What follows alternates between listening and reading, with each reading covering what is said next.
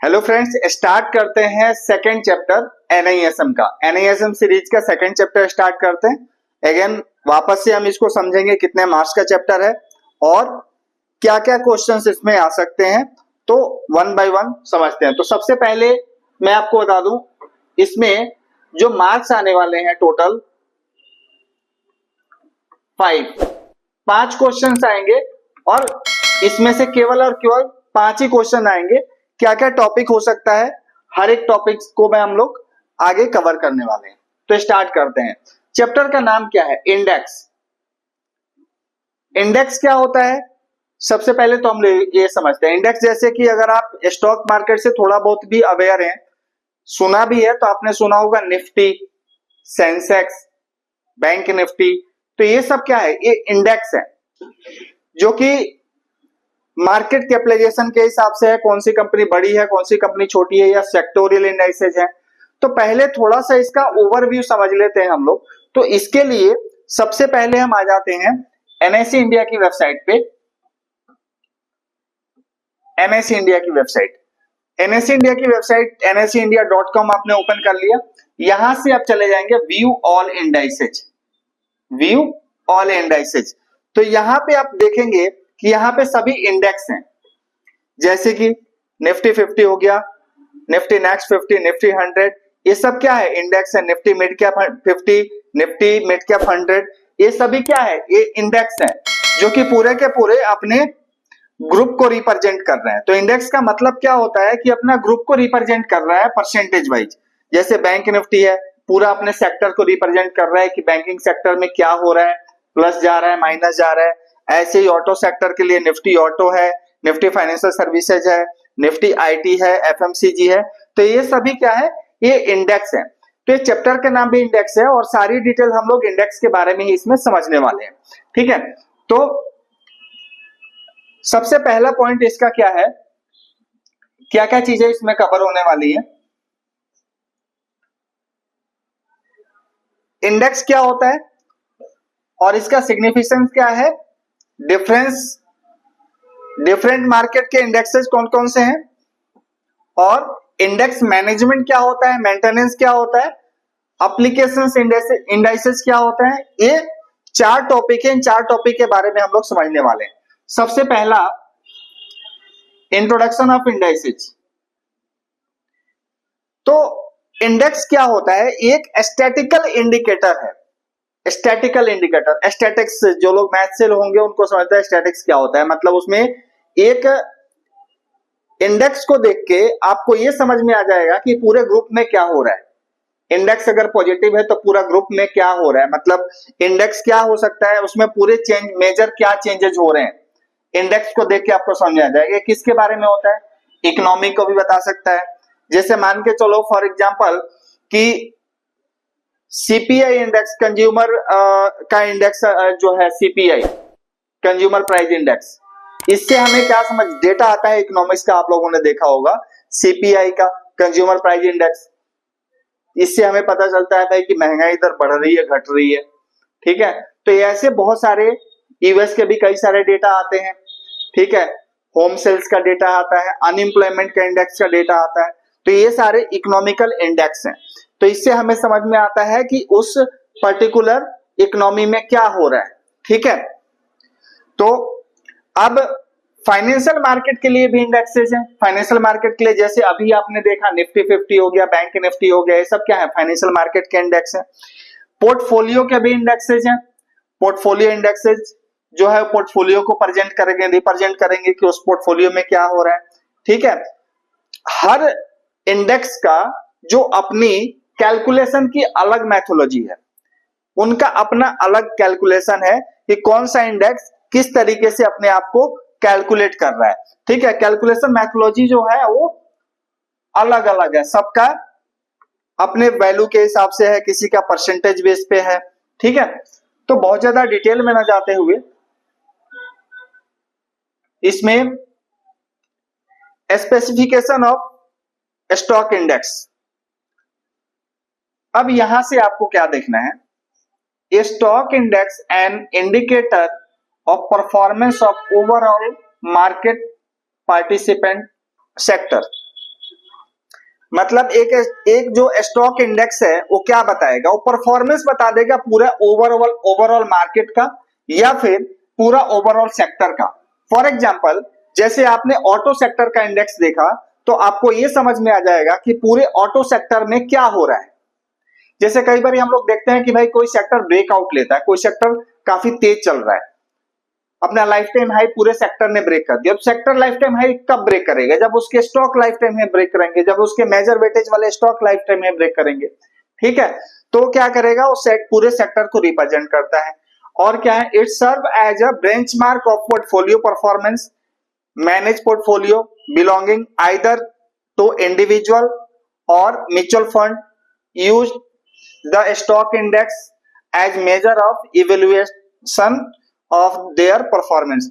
तो जो इंडेक्स होता है ये कौन कौन यूज करता है उसके लिए, कोई इंडिविजुअल भी देख के भाई किसी इंडेक्स किसी सेक्टर के बारे में उसका पूरा का पूरा एनालिसिस कर सकता है, उसका एवेल्युएशन कर सकता है।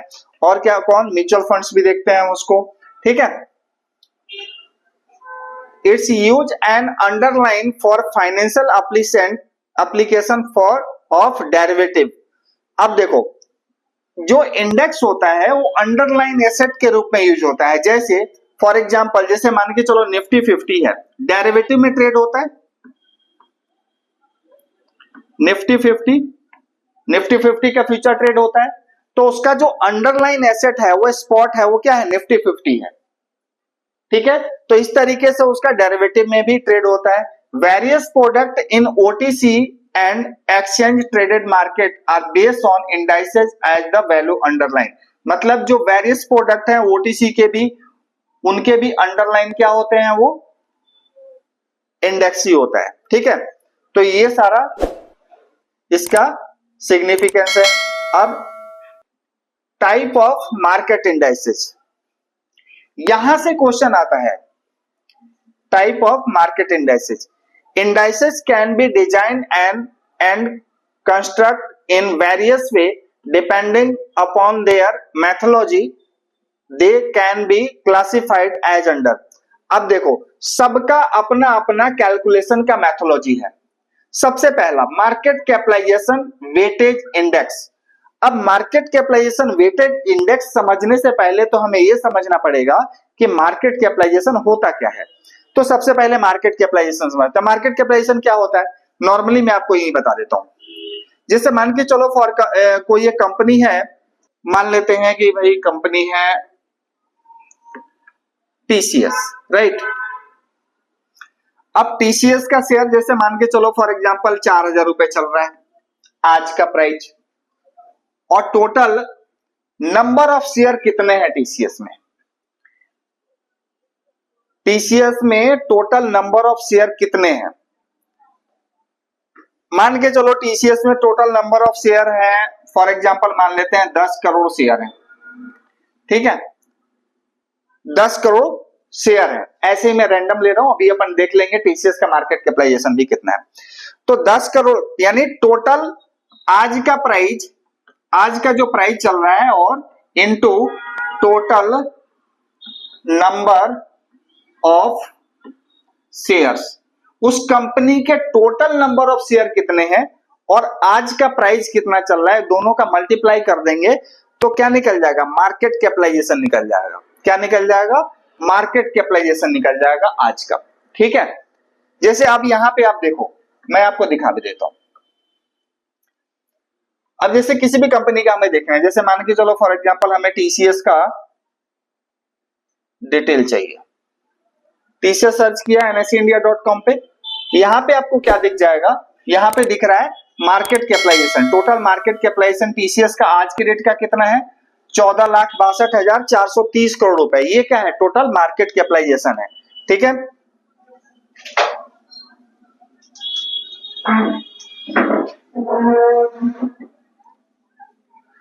अब देखिए,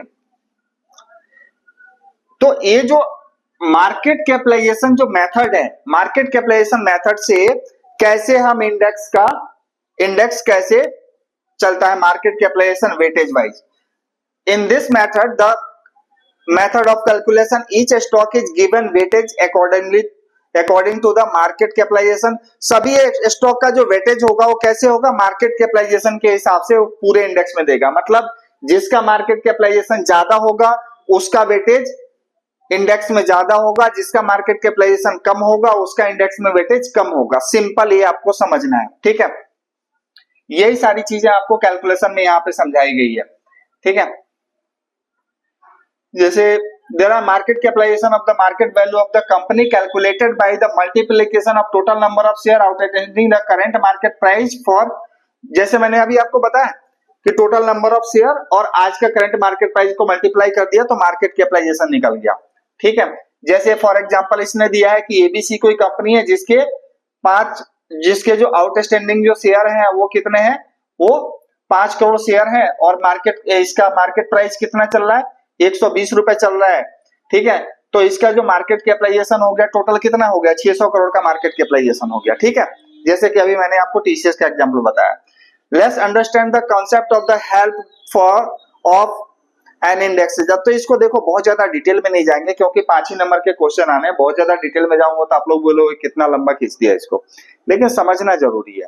थोड़ा सा क्या है ना कि सिर्फ इसको, ये वीडियो उन्हीं लोगों के लिए नहीं है जो कि एग्जाम देने वाले हैं, ये उन लोगों के लिए भी काफी यूजफुल है जो कि डेरिवेटिव में ट्रेडिंग करना चाहते हैं, जो बाजार के रियल कॉन्सेप्ट को समझना चाहते हैं, उनके लिए भी बहुत यूजफुल है। तो थोड़ा सा आपको ध्यान देने की जरूरत है।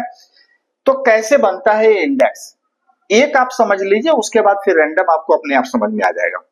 जैसे मान के चलो कोई इंडेक्स है जिसमें 5 शेयर है, 1 2 3 4 5, ठीक है। सबके अलग अलग नाम दे दिए।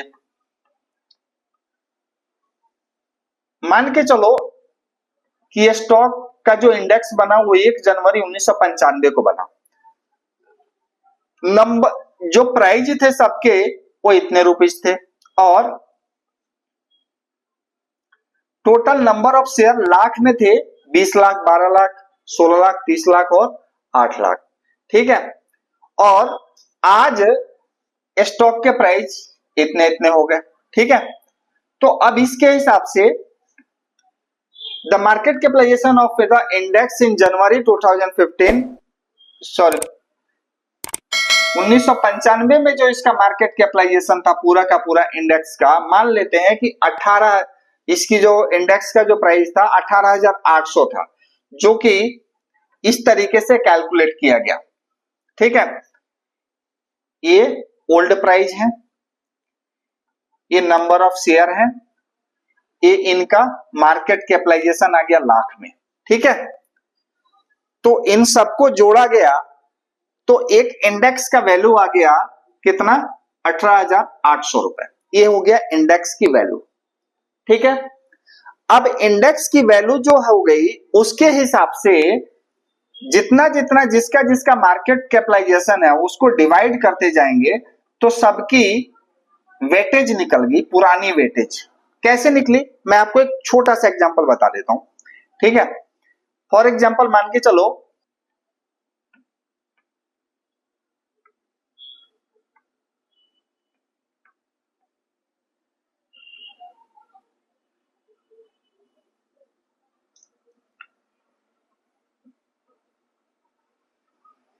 अब अगर हम इसको डिवाइड करेंगे यहां से लेके तो इसकी जो वैल्यू आ जाएगी, आप सिंपल यहां पे देख लो, मैं कैलकुलेट करके आपको बता देता हूं कि अगर हम यहां से डिवाइड करेंगे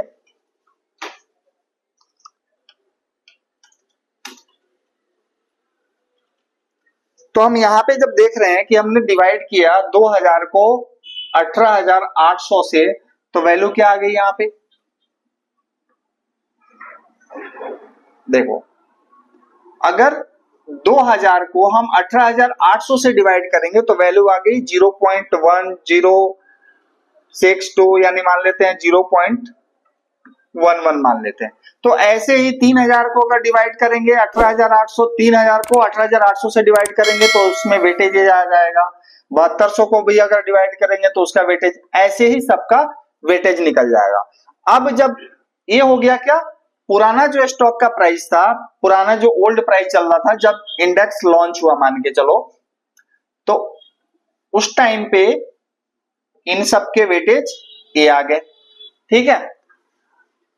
अब बाद में प्राइजेस चेंज हो गए, ऊपर नीचे हो गया, ठीक है, ऊपर नीचे हुआ, शेयर वही है, नंबर ऑफ शेयर वही है, तो अब हमने क्या किया, नंबर ऑफ शेयर मल्टीप्लाई कर दिया करंट प्राइस से, तो ये सारे सबके लैख में आ गए मार्केट कैपिटलाइजेशन, तो इंडेक्स सबको जोड़ दिया तो ये आ गया क्या, इंडेक्स की वैल्यू आ गई। पहले जो इंडेक्स चल रहा था 18,800, अब वो इंडेक्स कितना आ गया, 42,500, क्योंकि सभी कंपनियों के प्राइस बढ़ गए तो इंडेक्स का भी मार्केट कैपिटलाइजेशन बढ़ गया, उसका भी प्राइस बढ़ गया। अब जैसे जैसे कंपनियों के प्राइस बढ़े वैसे वैसे सबका वेटेज भी चेंज हो गया, इंडेक्स में सबका वेटेज भी चेंज हो गया। अब अगर जैसे मान के चलो पहले जो वेटेज इसका 0.11 था, अब 4,000 को अगर हम 42,500 से डिवाइड करेंगे तो इसका वेटेज क्या हुआ, कम हो गया। जबकि DW के नाम से जो स्टॉक, इसका मार्केट कैपिटलाइजेशन ज्यादा बढ़ा, तो इसको अगर हम डिवाइड करेंगे बैलेंस तो इसका वेटेज क्या हो गया, इसका वेटेज इंक्रीज हो गया। तो इस तरीके से इंडेक्स का पूरा इंडेक्स मैनेज होता है कि किस तरीके से किसका मार्केट कैपिटलाइजेशन बढ़ रहा है, तो इंडेक्स, तो ये जो तरीका है ये मार्केट कैपिटलाइजेशन वाइज इंडेक्स कैसे बनते हैं उसको बताया गया है, ठीक है। अब देखो जैसे कि मैंने पहले ही बताया, जो पॉपुलर इंडेक्स है इंडिया में कौन सा, सेंसेक्स, यहां से क्वेश्चन आ सकता है, सेंसेक्स, निफ्टी, ठीक है। ये सब किस तरीके से, ये market capitalisation method wise, market capitalisation का जो मेथड है उसके हिसाब से ये डिजाइन किए गए हैं। जैसे कि सबसे बड़ा मार्केट कैपिटलाइजेशन रिलायंस इंडस्ट्री का है, उसके बाद TCS का है, उसके बाद HDFC बैंक का है। तो इसके हिसाब से मार्केट, अगर इनका शेयर प्राइस ज्यादा वोलेटाइल होगा उसके हिसाब से निफ्टी में चेंजेस ज्यादा आएंगे, ठीक है। नेक्स्ट, अब बात करते हैं free float market capitalisation. Free float market capitalisation कैसे होता है, क्वेश्चन ऐसा भी पूछा जा सकता है। वैसे तो हम लोग क्वेश्चन के लिए अलग से सीरीज आपको बना के वीडियो में, इसके बाद हम क्वेश्चन वाला सीरीज डाल देंगे, किस किस टाइप के क्वेश्चन पूछ सकते हैं, ठीक है। मेजर क्वेश्चन ये भी पूछ सकते हैं कि भाई जो निफ्टी, बैंक निफ्टी है वो किस तरीके से मार्केट किस तरीके से कैलकुलेशन उनका होता है इंडेक्स का, या मार्केट कैपिटलाइजेशन के हिसाब से जिन स्टॉक का जिन इंडेक्स का कैलकुलेशन होता है उसका एग्जांपल बताओ, उसमें 4 ऑप्शन दे देगा। तो ये सारे क्वेश्चन इसमें आ सकते हैं। अब आ रहा है free float market capitalisation. In various business equity holding is divided differently among various stakeholder, promoter, institutions, corporate, individual, etc. The market has started to segregate this on the basis of what is the readily available for trading and what is not. अब देखो सबसे पहले तो हमें क्या समझना है, सबसे पहले हमें ये पॉइंट समझ लेना है कि फ्री फ्लोट मार्केट कैपिटलाइजेशन क्या होता है, इतना, फिर हम समझेंगे उसका इंडेक्स। फ्री फ्लोट का मतलब क्या होता है, अगेन यहीं पे देख लो आप NSE के वेबसाइट पे, यहाँ पे हम क्या देख रहे हैं, टोटल मार्केट कैप, और यहाँ पे हम क्या देख रहे हैं, free float market cap. Total market cap तो 14,62,430 है, लेकिन फ्री फ्लोट मार्केट कैप है 4,12,551। मतलब ये हुआ कि टोटल जो नंबर ऑफ टोटल शेयर हैं प्रोमोटर के अलावा पब्लिक के पास टोटल नंबर ऑफ शेयर हैं, उसको बोलते हैं फ्री फ्लोट। मतलब अगर मान के चलो कि किसी को अगर ट्रेड करना है तो बाजार में बाई सेल के लिए प्रोमोटर रोज रोज ना बेचता है, रोज रोज ना खरीदता है, और उनके बेचने और खरीदने के दोनों का प्रोसेस भी बिल्कुल अलग अलग है। उसके लिए सेबी का अप्रूवल भी चाहिए होता है, बहुत सारी चीजें करनी पड़ती है उनको। तो ट्रेडिंग किस में होती है, ट्रेडिंग उनमें होती है जो फ्री फ्लोट होते हैं। मतलब प्रोमोटर के अलावा जो शेयर मार्केट में है उनको हम बोलते हैं फ्री फ्लोट, और नंबर ऑफ शेयर जो बाहर है मार्केट में प्रोमोटर होल्डिंग के अलावा इनटू मार्केट प्राइस कर देंगे, अगेन वही कैलकुलेशन, तो फ्री फ्लोट मार्केट कैपिटलाइजेशन निकल के सामने आ जाएगा, ठीक है। तो अब यहां पे देखो, जैसे यहां पे दे रहा है कि ऐसे शेयर जो कि अवेलेबल है for immediate trading in categorise for free float, जो ट्रेडिंग के लिए अवेलेबल है, ठीक है। तो अब if we computed the index based on weightage of each security base for free float market cap, it's called free float market capitalization index. A majority of stock indices globally over a period of time have moved to free float basis including Indian equity indices, Sensex और Nifty. देखो अब free float मतलब जो share market में trade के लिए available है उसके हिसाब से जो इंडाइसेस बनाए गए उसको हम क्या बोलेंगे, फ्री फ्लोट मार्केट कैपिटलाइजेशन बोलेंगे। जैसे मेजॉरिटी जो दुनिया के जितने भी इंडेक्स हैं वो सब फ्री फ्लोट मार्केट कैपिटलाइजेशन के बेसिस कैलकुलेशन पे चलते हैं, जिसमें कि आपका इक्विटी इंडाइसेस, सेंसेक्स, निफ्टी और एसएक्स 40 भी आता है। ठीक है, अब नेक्स्ट सेगमेंट इसका price weighted index. Price weighted index क्या होता है? This is a stock index in which each stock influence the index in proportion of its price. A stock with a higher price will be given more weightage and therefore will have a greater influence over the performance of index. Let's take same data above the calculation. अब इसमें देखो simple क्या है, इसमें जिसका price ज्यादा है वो ज्यादा वेटेज लेगा। प्राइस बेस्ड कैलकुलेशन का मतलब वही है, जिसका प्राइस ज्यादा होगा उसका वेटेज ज्यादा होगा। तो इसका सिंपल कैलकुलेशन यही है। The formula of calculating the value of price weightage index is as follow. Price index sum of price of all stock including index divided by number of stock in index. सबका price calculate कर लिया और उसके बाद divide कर दिया number of जो stock, number of stock जो अवेलेबल है। तो सबका प्राइस कैलकुलेट कर दिया, डिवाइड 5 से, 5 स्टॉक है 5 से डिवाइड कर दिया, तो ये इंडेक्स आ गया 250। सिंपल। अब जिसका प्राइस ज्यादा होगा उसका वेटेज ज्यादा होगा। The current value of index is sum of the current price of the all included the index divided by the number of stock. The current value of index is इतना। Simple calculation है, इसमें बहुत ज्यादा आपको जाना नहीं है भाई। प्राइस के हिसाब से चल रहा है, सबका प्राइस जोड़ दिया और उसके बाद जो करंट प्राइस चेंज हुआ सबका प्राइस जोड़ दिया, डिवाइड बाय 5 स्टॉक है, 5 नंबर ऑफ स्टॉक कंपनी है तो पांचों कंपनी से डिवाइड कर दिया।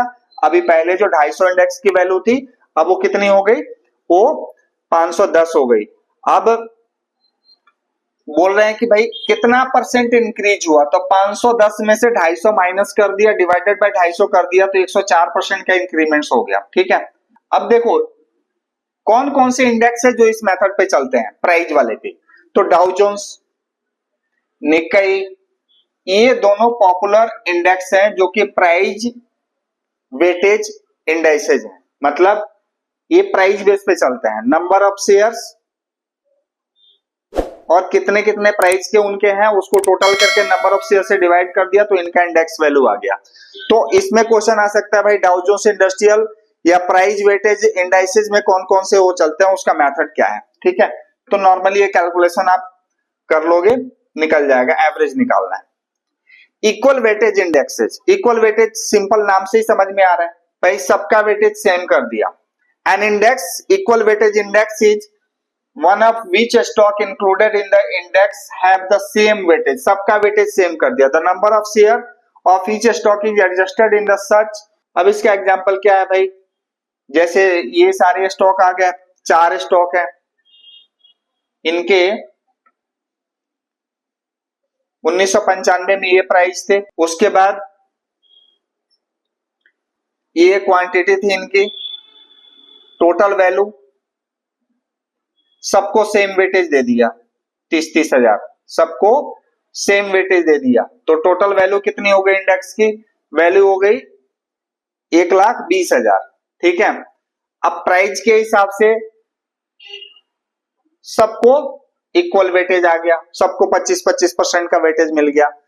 करंट प्राइस चेंज हो गए, करंट वैल्यू भी चेंज हो गई, तो सबका वेटेज भी क्या हो गया, चेंज हो गया। तो सिंपल है ना। नेक्स्ट, अब इसके हिसाब से तो मुझे लगता नहीं है कि कोई भी इंडेक्स चलता होगा। अब आते हैं 2.4 पे, attribute of an index. A good market index should have following attribute. अब देखो ये इंटरेस्टिंग है, यहां से क्वेश्चन आएंगे, ये 2-3 पॉइंट्स 4 पॉइंट्स आप देख लेना। It should refer the market behaviour. Index के अंदर क्या क्या क्वालिटी होनी चाहिए। ये क्या क्या क्या बताता है, ये रिफ्लेक्ट करना चाहिए मार्केट बिहेवियर को। मतलब अगर निफ्टी पॉजिटिव है तो ऐसा रिफ्लेक्ट होना चाहिए कि पूरा मार्केट पॉजिटिव है, स्टॉक पॉजिटिव है। निफ्टी नेगेटिव है तो ऐसा लगना चाहिए कि भाई मार्केट में निगेटिविटी है, ठीक है। दूसरा, it should be computed by the independent third party and B free from the influence of the market participant. मतलब इसका जो कैलकुलेशन होना चाहिए वो इंडिपेंडेंट पार्टी के द्वारा होना चाहिए, ना कि कोई मार्केट पार्टिसिपेंट है या फिर कोई एक्सचेंज है वही इसका कैलकुलेशन कर रहा है। ये अलग से इसका कैलकुलेशन करने के लिए कोई थर्ड पार्टी होना चाहिए, ठीक है, जो कि फ्री होना चाहिए influence of the market participant. It should be professionally maintain, professionally किसी कंपनी के द्वारा प्रोफेशनली इसको मेंटेन करना चाहिए। तो ये 3 एट्रीब्यूट्स हो गए। अब आ गया, इससे तो क्वेश्चन आता ही आता है, इंपैक्ट कॉस्ट। देखो इसको ये पूरा का पूरा आपको ध्यान रखना पड़ेगा। Liquidity in the context of a stock market mean a market where large order are executed without moving the price. Liquidity in context of the stock market means अगर लिक्विडिटी ज्यादा होगी तो मार्केट में अगर लार्ज ऑर्डर भी जाएंगे, बहुत बड़े बड़े ऑर्डर्स भी अगर मार्केट में डाले जा रहे हैं बाई और सेल के, तो मार्केट में बहुत बड़ा चेंजेज नहीं आएगा, बहुत बड़ा प्राइस में चेंजेज नहीं आएगा, ठीक है। अब let's understand this which help an example the order book of a stock at a point of time below. अब देखो ये ऑर्डर बुक बेस्ट 5 वाला जो ऑप्शन आता है सॉफ्टवेयर में, ये बेस्ट 5 वाला ऑप्शन है। जैसे फॉर एग्जांपल मैं आपको यहां दिखाई देता हूं, जैसे मान के चलो अभी ये लाइव मार्केट चल रहा है, ठीक है। अब यहां पे मैंने ऑप्शन क्लिक कर दिया, लाइव है। ये जो इंपैक्ट कॉस्ट ये दिख रहा है आपको, इसमें वोलेटिलिटी क्या है, इसमें इंपैक्ट कॉस्ट ज्यादा है। ये बायर खड़ा कहां पे है, बायर है 78.70 पैसा पे और सेलर कहां है 80 पैसा पे, 10 पैसे का गैप है। तो ये जो कॉस्ट हो गया ना बायर सेलर के बीच में, अगर इसमें हाई वॉल्यूम आ जाएगा तो एकदम से गैप बड़ा चेंज हो जाएगा, इसी को इंपैक्ट कॉस्ट बोलते हैं। प्रैक्टिकली यही है, यही चीज थियरी में आपको यहाँ पे समझाया गया है। ऑर्डर बुक भी आपको ऐसे दिखेगा, भाई बायर कितने पे, 1000 क्वांटिटी के लिए बायर खड़ा है, ये सीरियल नंबर है, ये प्राइस डाल रखा है, सेलर क्वांटिटी सेलर, ये सीरियल नंबर, ठीक है, जो मैंने आपको लाइव मार्केट में दिखाया। अब और ज्यादा कुछ इसमें समझने की जरूरत नहीं है। इंपैक्ट कॉस्ट नॉर्मली वही आएगा कि अगर हाई वॉल्यूम ज्यादा हो जाए तो ऐसा ना हो जो प्राइस के बीच का जो गैप है वो ज्यादा बढ़ जाए, उसी को इंपैक्ट कॉस्ट बोलते हैं, ठीक है। अब आ गया इंडेक्स मैनेजमेंट। इंडेक्स मैनेजमेंट क्या होता है? Index construction, maintain and revision process of generally done by specialised agency. जो इंडेक्स का मैनेजमेंट होता है वो स्पेशलाइज्ड एजेंसी द्वारा होता है। For instance BSE indices manage by Asia index private limited एक कंपनी है जिसको द्वारा मैनेज किया जाता है, ये आप ध्यान कर याद कर लेना। और NSE indices managed by NSE indices limited, जो अदर कंपनी है एनएसई की जो कि बिल्कुल फ्री है, थर्ड पार्टी है, उससे मैनेज किया जाता है, ठीक है। अब आ रहा है index construction in all about choosing the index stock and deciding on the index calculation methodology.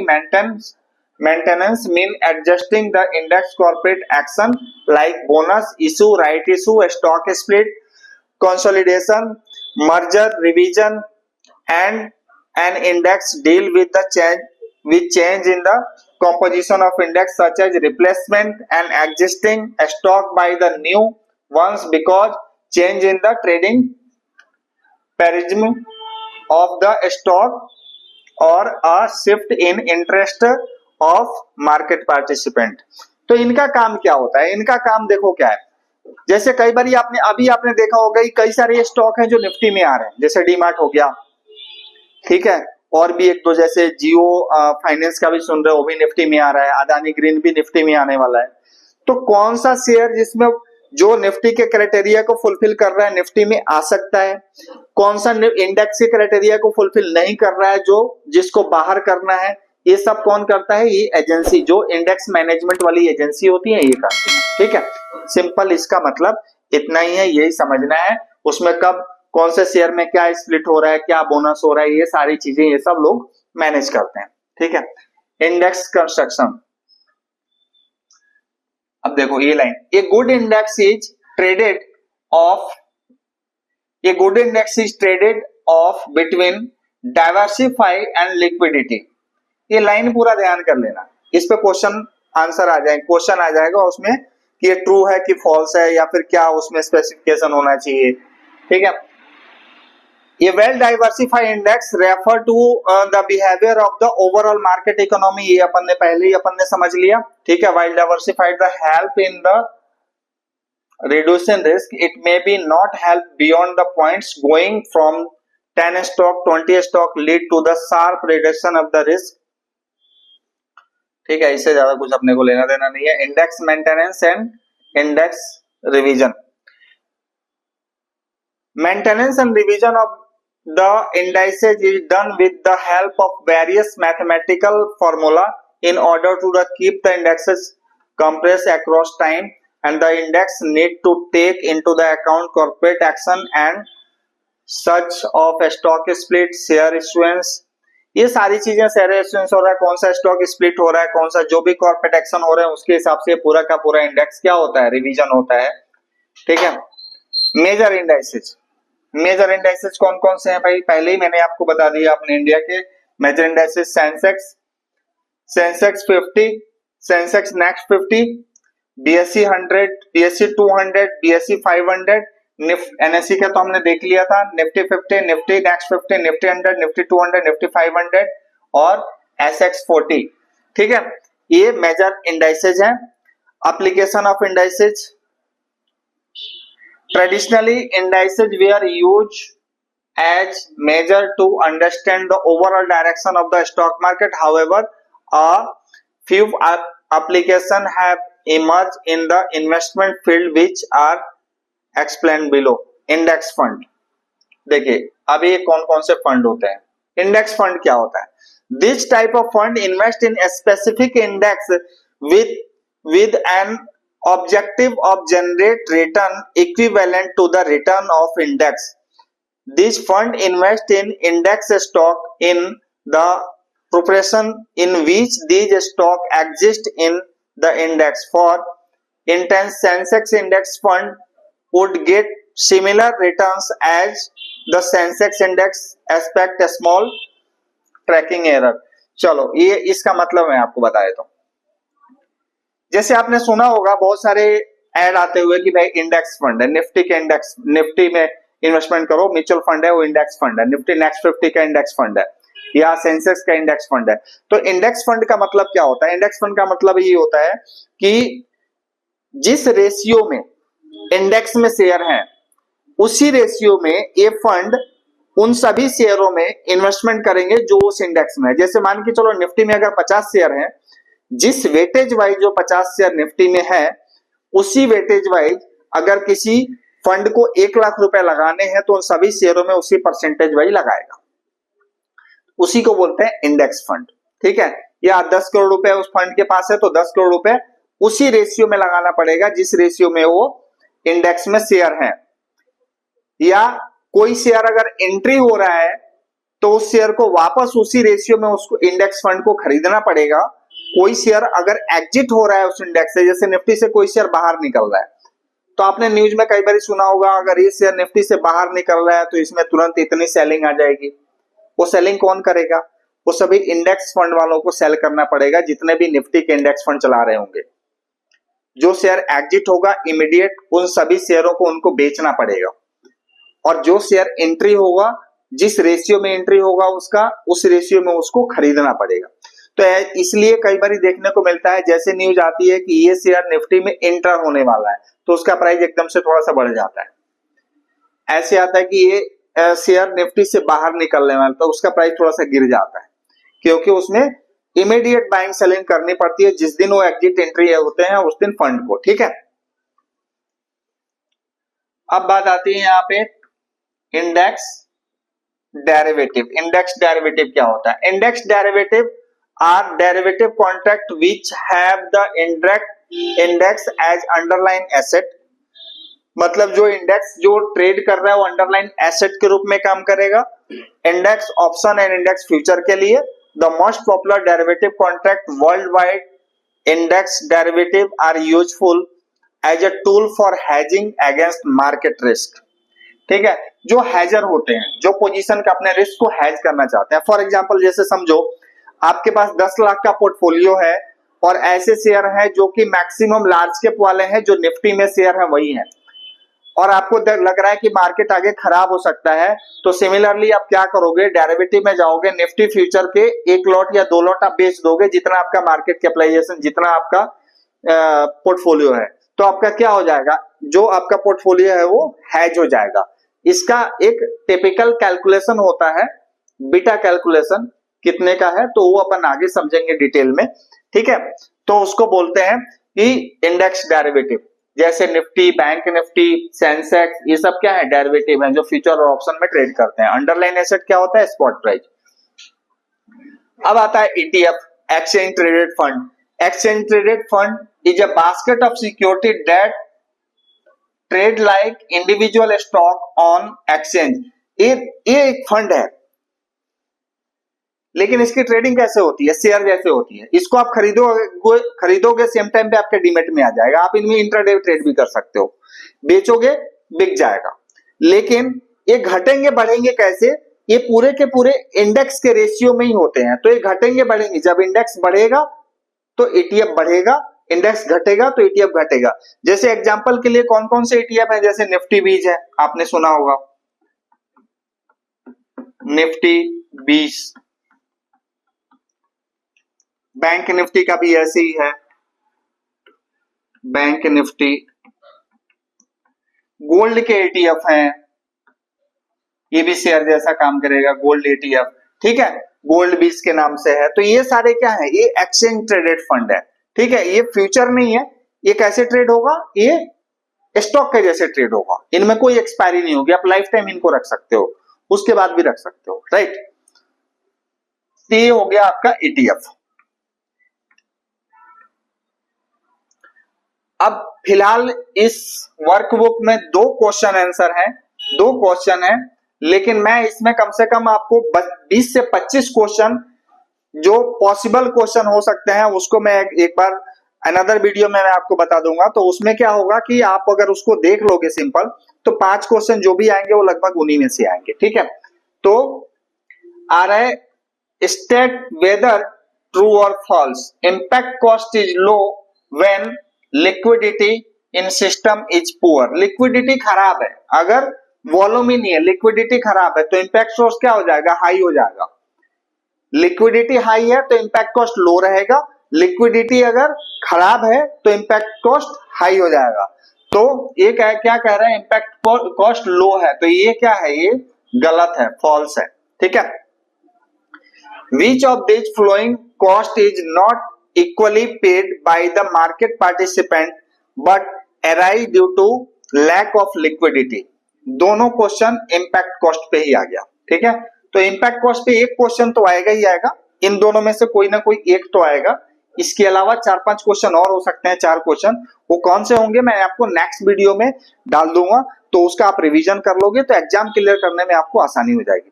Thank you so much, बने रहिए चैनल के साथ, ज्यादा से ज्यादा शेयर कीजिए, जिन लोगों को भी नीड है उन तक पहुंचाइए। ठीक है, और चैनल को सब्सक्राइब करते रहिए। Thank you so much.